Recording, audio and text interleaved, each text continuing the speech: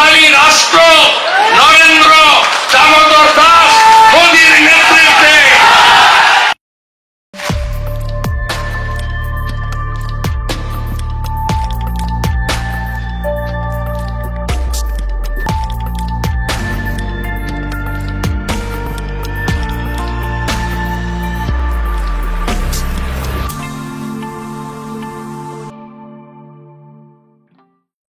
মির্জা ফখরুল কইছে না পশ্চিমা শক্তি বিএনপি ক্ষমতার দেখতে চায়, মনে আছে না? আবার শোনেন, বিএনপিকে দেখতে চায় এখন আন্তর্জাতিক বিশ্ব এবং বাংলাদেশের মানুষ। আচ্ছা, আপনাদের মনে ইচ্ছা আছে না ভারত কাকে বাংলাদেশে ক্ষমতায় দেখতে চায়?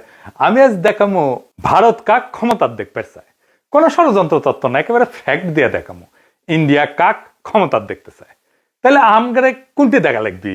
যে দেখা লাগবি ইন্ডিয়া মিডিয়ায়, ইন্ডিয়ান বুদ্ধিজীবীদের কথায়, ইন্ডিয়ান পলিটিশিয়ানদের কথায়, তাদের ডিপ্লোম্যাটিক ভাষায়, আর দেখা লাগবি আন্তর্জাতিক থিঙ্ক ট্যাঙ্কের নিরপেক্ষ বক্তব্যে।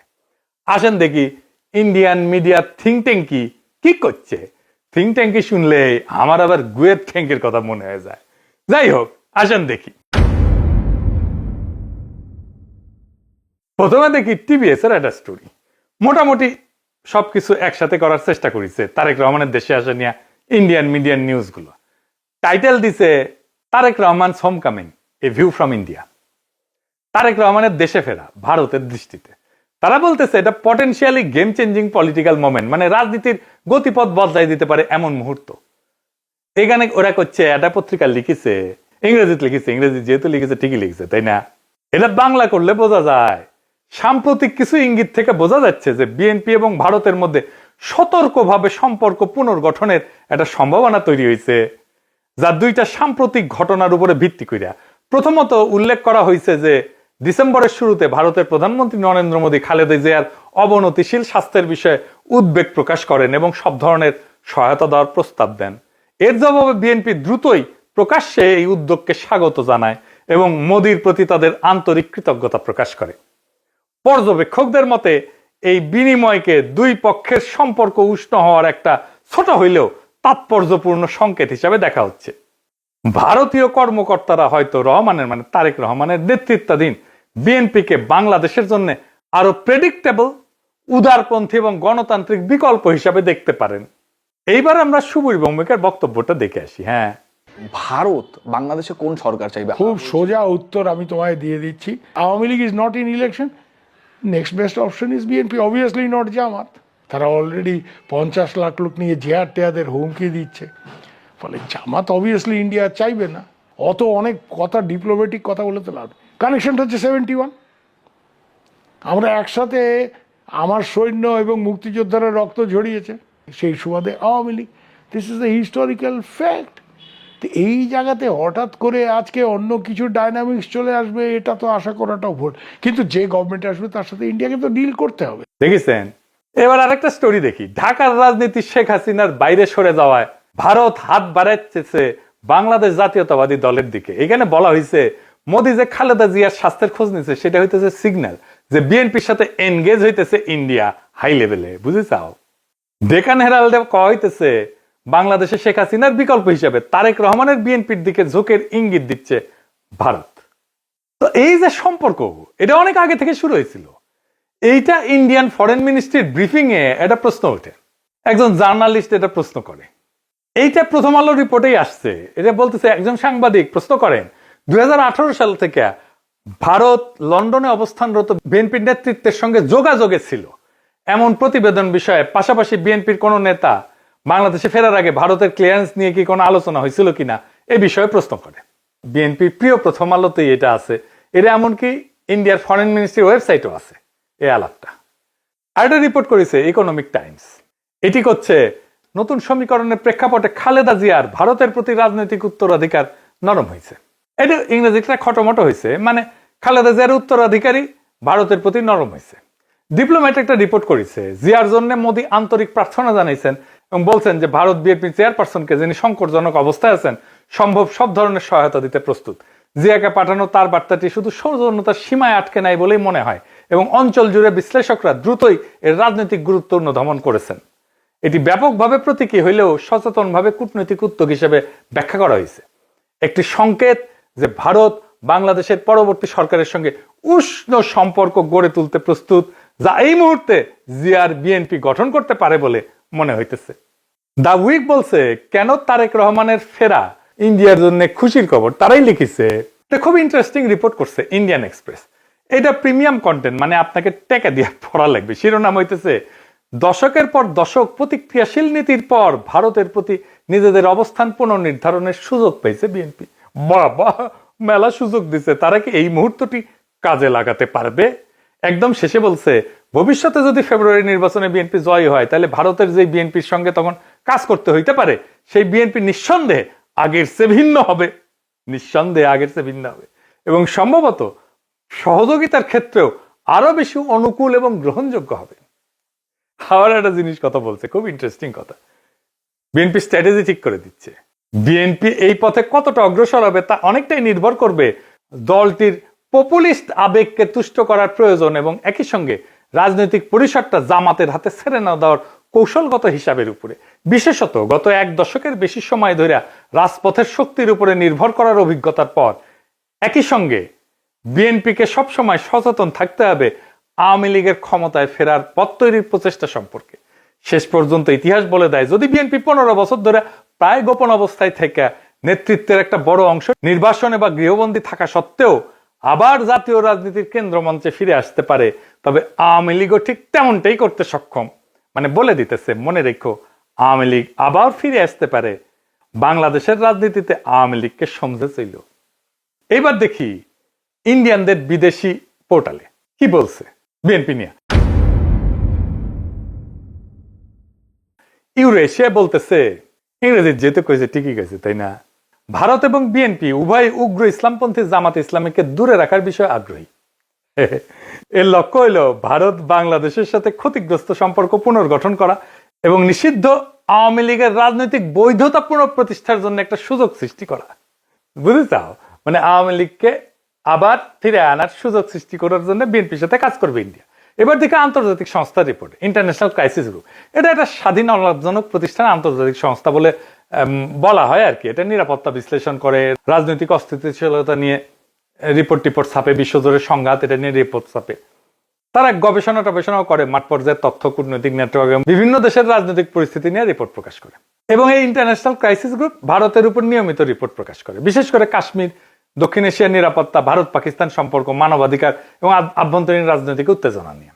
এরা লিখিচ্ছে, এটিও মনে হয় যে বাংলাদেশের রাজনৈতিক শক্তিগুলোর মধ্যে এই দলটি ভারতীয় স্বার্থ এবং উদ্বেগকে সম্মান জানাতে সবচেয়ে বেশি আগ্রহী ও গ্রহণযোগ্য অবস্থানে রয়েছে।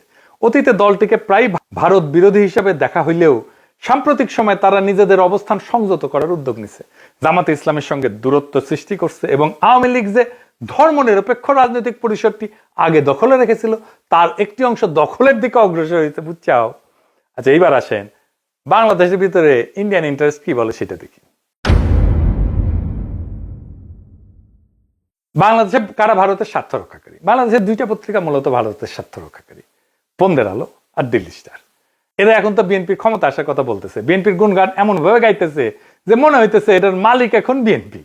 এরা যাকে ক্ষমতায় দেখতে চাইবে, মনে রাখবেন ইন্ডিয়া তাদের ক্ষমতায় দেখতে চাইতেছে। আপনারা দেখবেন প্রথম আলো, দিল্লি স্টার ক্রমাগত বিএনপির নেতাদের, বুদ্ধিজীবীদের লেখা ছাপতেছে। আপনি দেখতে থাকবেন, এরপরে শুরু হবে যারা এতদিন আওয়ামী লীগের পক্ষে লিখতো, সোহরাব হোসেন, টোহরাব হোসেন ইত্যাদি। মিজানুর রহমান তো মারা গেছে, সে থাকলে আর সেও লেখা শুরু করতো। তারা প্রথম আলোতে বিএনপির পক্ষে লিখতো। তাই প্রথম আলো, ডেইলি স্টার ভারতের রাজনৈতিক অবস্থানের এটা লিটমাস টেস্ট। জানেন তো লিটমাস টেস্ট এটা কেমিস্ট্রির কথা, ক্ষার আর অম্ল চেনে আর কি, এটা কাগজ দিয়া। তাহলে এখন মনে হইতেছে প্রথম আলো, দিল্লি স্টার বাংলাদেশে থাকাই উচিত। এত সহজে ইন্ডিয়ার অন্দর মহলের খবর আমরা কিভাবে পাবো? ওদের কাছ থেকে যেটা পাবো সেটাই বুঝে নেবো এটা ইন্ডিয়ান খবর।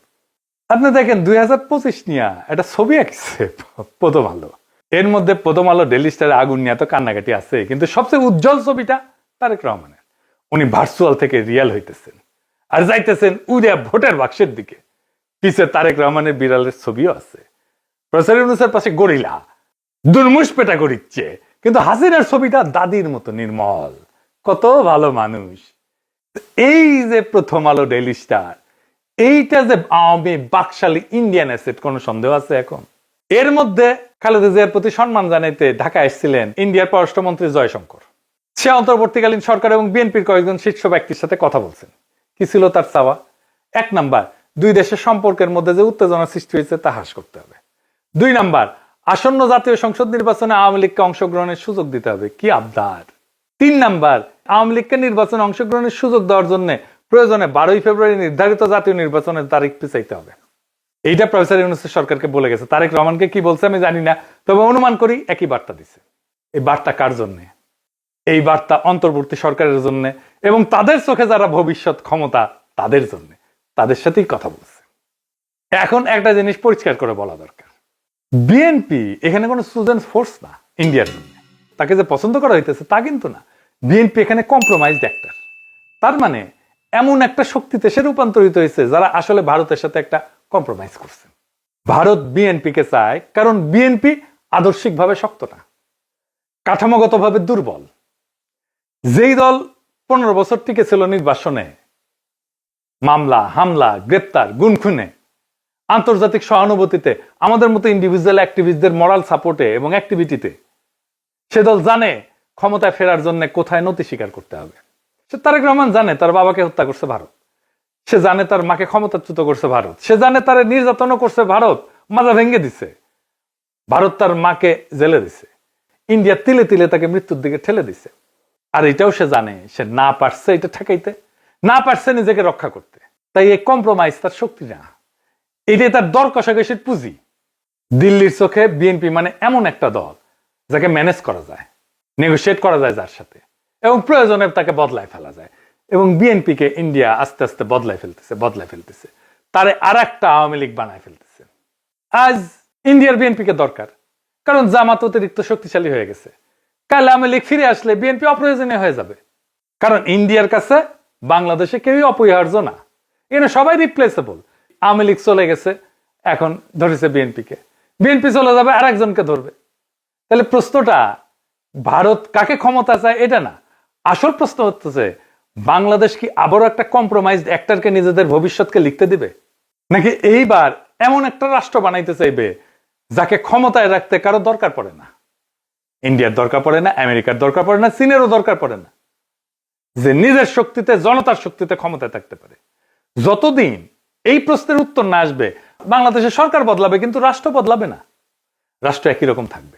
সেজন্যই দেখছেন না সংস্কার করতে চায় না বিএনপি, কারণ কম্প্রোমাইজড অ্যাক্টর দিয়ে কখনোই একটা সার্বভৌম রাষ্ট্র তৈরি হয় না, করা যায় না। ভারত কাকে চায় এটা গুরুত্বপূর্ণ না, প্রশ্ন হইতেছে ভারত যাকে চায় না সে কি টিকে থাকতে পারে কিনা। আমাদের এমন রাষ্ট্র করতে হবে, আমাদের এমন নেতা বাইছে নিতে হবে ইন্ডিয়া যাকে চায় না কিন্তু সে টিকে থাকতে পারে। ইতিহাস একটাই জিনিস দেখাইছে, দিল্লি যাকে ম্যানেজ করতে পারে সে সরকার দেশ চালায় না, সে শুধু সময় পার করে, সে শুধু সম্পদ পাচার করে, সে জনগণকে কেয়ারও করে না, জনগণের ভোটেরও দরকার পড়ে না। আজ দিল্লি যদি বিএনপির দিকে তাকায় তাহলে সেটা ভালোবাসা না, সেটা দিল্লির প্রয়োজনই। কাল প্রয়োজন বদলাইলে ইন্ডিয়ান ন্যারেটিভ বদলাবে, ইন্ডিয়ার পার্টনার বদলাবে, ইন্ডিয়ার ভালোবাসাও বদলাবে, মানুষ বদলাবে না। তাই আজকে সিদ্ধান্ত বিএনপির না, আওয়ামী লীগের না, ইন্ডিয়ার না, আজকে সিদ্ধান্ত বাংলাদেশের।